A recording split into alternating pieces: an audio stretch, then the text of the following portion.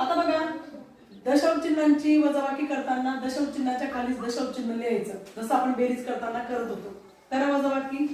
7तून 3 गेले 4, दशांश चिन्ह 5तून 2 गेले 3, अशा पद्धतीने. आता याची मांडणी कशी करायची बघा, लक्ष द्या मी कशी करते बघा. वजा दशांश चिन्हाच्या खाली दशांश चिन्ह.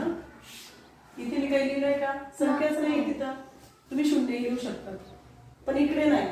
3तून 0 3, 6तून 5 गेला 1, दशांश चिन्ह 3तून 2 गेला 1. आलं उत्तर. आता हे बघा, दशांश चिन्ह 48 13. इथं सहस्रांच्या घरात संख्या होती का? नाही. मी इथं लिहिली का? नाही. आपण शून्य लिहू शकतो, नाही लिहिलं तरी चालतं. आता तुम्ही वजाबाकी करू शकता.